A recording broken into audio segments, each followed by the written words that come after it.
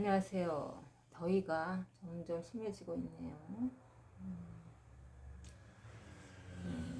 돈 버는 방법에 대해서 이제 돈을 어느 정도 벌기 위해서는 종잣돈을 확보하라고 그러잖아요. 종잣돈이 있어야지만 부자가 되는 길로 가는 어떤 초석을 확보할 수 있다고, 종잣돈이 부자에 되는 지름길이라고 하는데, 꼭 종잣돈이 있어야지 부자가 되는 건 아니겠죠. 부자가 되는 길은 어떤 행위의 반복성에 있고, 그리고 이제 심리적인 거를 잘 다루는 사람이 부자가 되는 길에 있죠.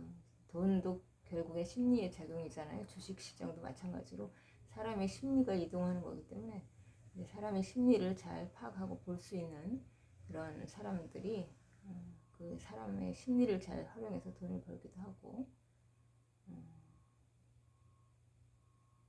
심리가 이동하는 걸 잘 보면 되죠. 사람이 행동하는 데는 반드시 그 동기가 있고, 사람이 움직이는 데는 그냥 움직이지 않죠. 어떤 목적과 의도성, 행동에 수반된 어떤 동기가 분명히 있기 마련입니다. 어디로 갈 때는 어떤 이익이 있기 때문에 가는 것이고, 어떤 행위를 할 때에는 그에 따른 어떤 대가나 이익이 있기 때문에 움직이죠.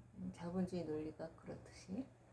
그래서 사람의 어떤 행동에는 단순하게 움직이는 것 같지만 그 안에는 이제 행동에는 사람의 심리도 반영이 되고, 그 사람의 의도도 반영이 되고, 그 사람의 목적도 있고, 그 사람의 이익도 있고, 그렇죠. 그리고 돈을 버는 길에는 이제 돈에만 지나친 집착을 하면 돈만 쫓게 되고, 또 돈을 계속 모으려고만 하는데 이제 모든 에너지가 집중이 돼 있는데,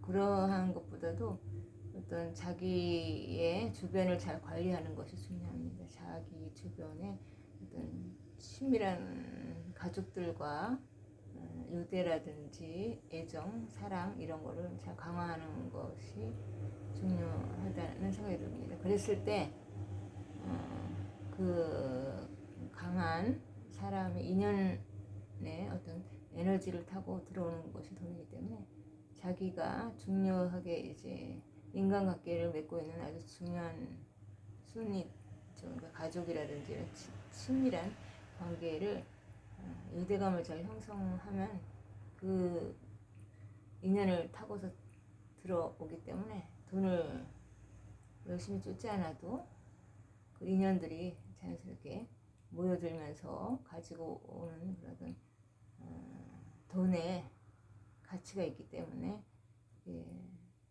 유대감을 형성하는 게 중요하고, 돈만 쫓다 보면 가족 간에 이제 분란도 나고, 또 돈을 잘 관리하지 못하는 데서 가족 간에 불화도 나고, 그걸로 인해서 가족이 이제 해체되는 경우도 있잖아요. 그러니까 돈이 중요한 자본주의 시대는 맞지만 돈보다 더 중요한 어떤 가족 간의 사랑이라든지 유대라든지 사람의 심리를 잘 활용해서 그걸 돈으로 연동해서 끌어들이는 그런 것도 기술이겠죠. 꼭 종잣돈을 모아야 된다 이런 거는 뭐, 종잣돈을 모아서 뭐 부를 축적해서 투자를 전환해서 부를 축적해서 그거를 이제 시들을 확대하는 것도 있지만, 그러한 부분에서도 돈의 심리는 분명히 작용하고 있다는 거고, 또 인연을 따라서 그냥 자연스럽게 흘러들어오는 것이 돈이죠. 내가 어떤 행동을 취하느냐에 따라서 흘러들어올 수 있는 거고, 내가 어떤 태도를 갖느냐에 따라서 주변에서 뭐 먹거리라든지 뭐 이런 거는 자연스럽게 인연을 따라서 우리가 생활할 수 있게끔 굳이 노력을 하지 않아도 이렇게 인연과 접촉함으로써 그냥 있는 그대로를 누리게 될 수 있는 그런 것도 있잖아요. 그렇게 이제 우리 사회가 보이지 않게 역동적으로 돌아가고 있잖아요. 그렇게. 그러니까 돈을 지나치게 쫓는 것도 그다지 좋은 방법은 아닌 것 같습니다. 돈이 중요하지만 그렇게 이제 그런 부분에서 돈의 기운이 타고 들어올 수도 있기 때문에 그런 거를 잘 보는 눈도 있어야 되겠죠. 사람의 행동을 잘 관찰하고 볼 수 있다면 그 사람의 심리를 봄으로 인해서 내가 가진 어떤 돈을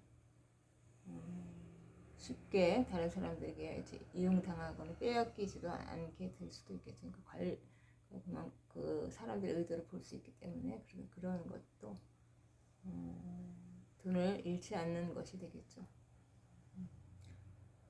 그리고 요즘 정치권 이제 돌아가는 거에도 좀 관심 있어야 될 것 같은데 이재명 전 경기도지사의 어떤 다양한 검찰의 기소라든지 그런 것들이 있고 재판도 여전히 있고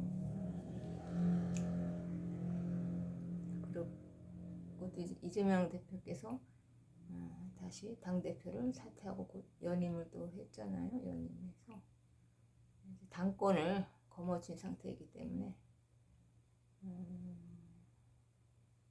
거의 지금 민주당은 사당화되다시피 해서 공천권을 가지고 이제 틀어진 상태죠. 이재명 대표가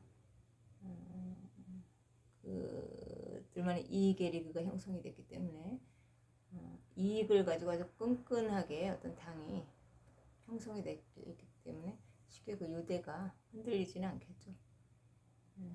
그래서 강력한 유대를 바탕으로 다시 당대표를 연임했다는 것은 이제 차후 대권을 염두에 둔 행보겠죠. 그러니까 대권을 염두에 둔 다음 차기 대통령을 생각하고 그런 행보를 밟았다 생각합니다. 말씀은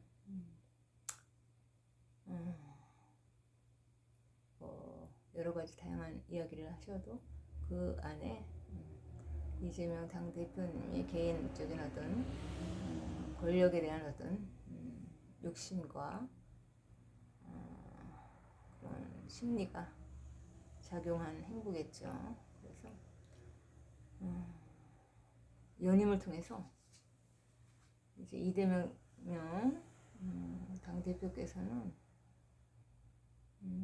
당권을 완전하게 장악을 하고 이제 체제를 새롭게 바꾸어서 새로운 체제에서 새로운 대통령으로서 일당 1인 지배를 이제 공고히 하려고 하는 그런 의도가 있는 그런 행보고 그래서 체제를 빠르게 이제 무너뜨려서 새로운 체제를 구축하고 만들어서 자유민주주의 체제를 이제 무너뜨리고 새로운 좌파들이 원하는 어떤 목적을 위한 나라로 만들려는 의도가 있는 거죠. 그러니까 국민들의 이익이라기보다는 그 좌파를 좌파에 집권하고 있는 어떤 사람들의 이익을 위한 쪽으로 이제 권력이 자꾸 노력을 하겠죠. 점점 더 권력을 공고히 하고 강화하는 쪽으로, 견고히 하는 쪽으로. 그래서 국민에게 돌아와야 될 그런 이익이 어떤 정치 권력을 탄탄히 하고 공고히 하는, 견고하게 하는 쪽으로 이익이 강화되면서 국민들이 그만큼 이제 어려워지는 상황을 맞이하게 되는 거고 그런 것 같습니다. 상황이 그렇게 되는 거고 이제 이재명 당대표께서 이제 그 판결이 이제 대북 송금 그 판결이 어떻게 이제 향방을 정하느냐에 따라서 이재명 당대표의 운명도 새롭게 바뀔 수 있는 상황인 거죠. 그래서 체제 종식이 일어나느냐, 사실상은 체제 종식이 체제가 전복이 된 거고, 이제 그것이 이제 완전한 어떤 매듭을 지어서 확고하게 이제 체제가 이제 완전히 종식되는 거는 이재명 당 대표께서 이제 대통령이 되는 그 시점이 될 것 같습니다. 그렇게 그러면 우리나라 자유민주주의 체제는 이제 완전히 종식되고 새로운 체제를 통한 어떤 한 번도 경험해보지 못한 새로운 대한민국의 길을 가야 되는 그런 상황이 되는 거니까 이 정치권의 향방이 어떻게 이동하는가를 보면 됩니다. 이재명 당대표의 뭐 구속이라든지 다른 뭐 여러 가지 비리라든지 불법이라든지 다른 뭐 권력자들의 어떤 비리라든지 불법이라든지 이런 것에 주목을 할 게 아니고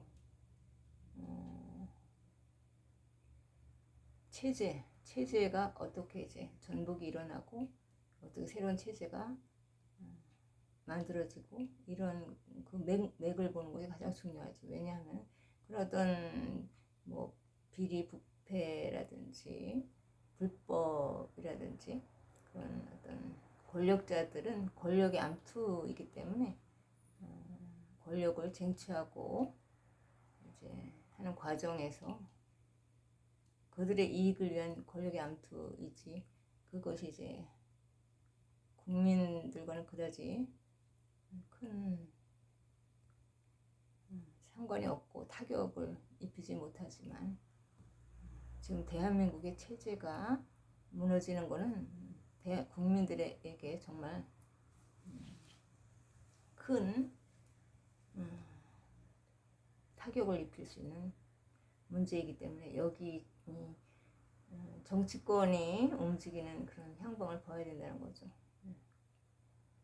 어쨌거나 국민들도 누구나 다 그렇듯이 자신의 이익을 위해서 살아가는 사람들이기 때문에 자신들에게 이익이 되는 방향으로 움직여야 되겠죠. 그래서 국민들은 체제가 완전히 넘어가지 않는 쪽으로 움직여야 되겠죠. 그래야지 국민들에게는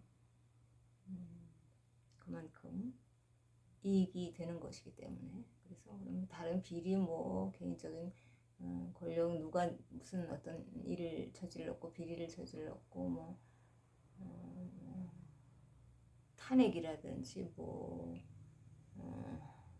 입법 발의라든지 뭐 검사 탄핵 발의라든지 탄핵 소추라든지 이런 것은 관심을 둘 것이 아니라 굵직한 역사의 그 체제가 새롭게 바뀌느냐의 여기 문제에 대해서 국민들은 심도 있는 관찰이 필요한 것 같습니다. 이게 이제 국민들한테는 가장 큰 문제가 될 수 있기 때문에 그래서 지금 현재는 좌파가 권력을 완전히 거의 잡고 윤 대통령을